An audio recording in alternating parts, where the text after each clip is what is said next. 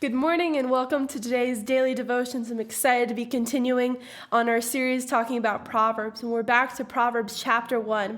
So Proverbs chapter 1 verses 8 through 19 is a warning against foolishness and the allure of sinful behavior.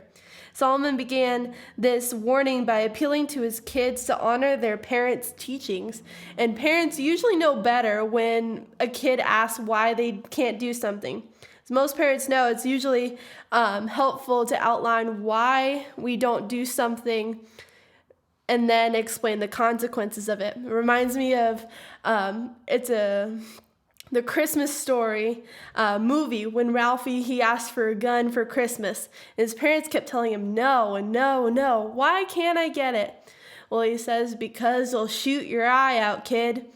And so by the time he gets it for Christmas, what does he do? He ends up breaking his glasses, and his parents just kind of shook their heads, and they got him some new glasses. In Proverbs 1:20 through 33, it just brings Proverbs all together. This passage lists the dire consequences of the behaviors defined in the earlier chapter. This section of Scripture is famous and important metaphor, the first personification of wisdom as a woman. Throughout Proverbs, Solomon described wisdom as a beautiful woman shouting out for others to hear. The point of this is that wisdom is not hiding. It's out in the open for all to hear, and even though it's often overlooked. Now, to fully understand Proverbs, it's important to define the four key themes it's based around, and those are learning, knowledge, wisdom, and understanding. And learning is used when it's in Proverbs as something, it's just simply gaining information. This could be a short-term memory.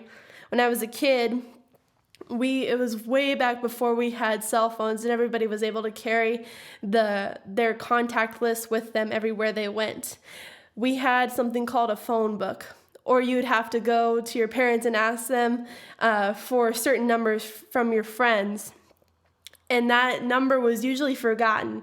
But if it was for a phone number for your mom or your dad, even your grandparents or your siblings, maybe if your siblings were moved out of the house or something, then you usually remembered it.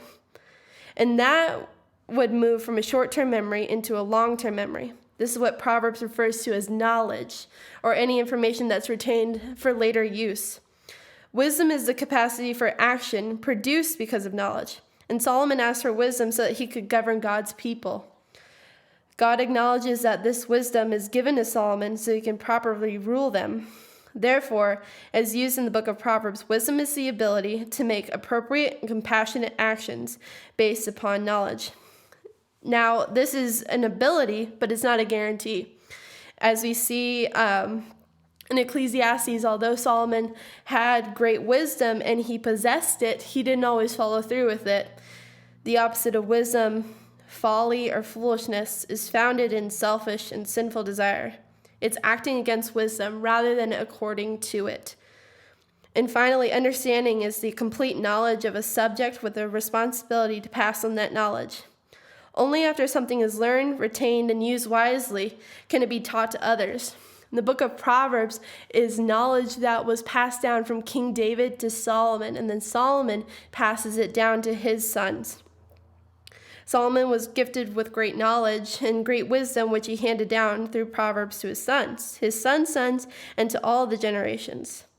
And one of the great ironies of human experience is that we can gain wisdom, fail to use it, and the pain of that experience can generate a better understanding, which we are then compelled to tell others about. Now, to completely understand the book of Proverbs, it's essential to consider the human author of Solomon.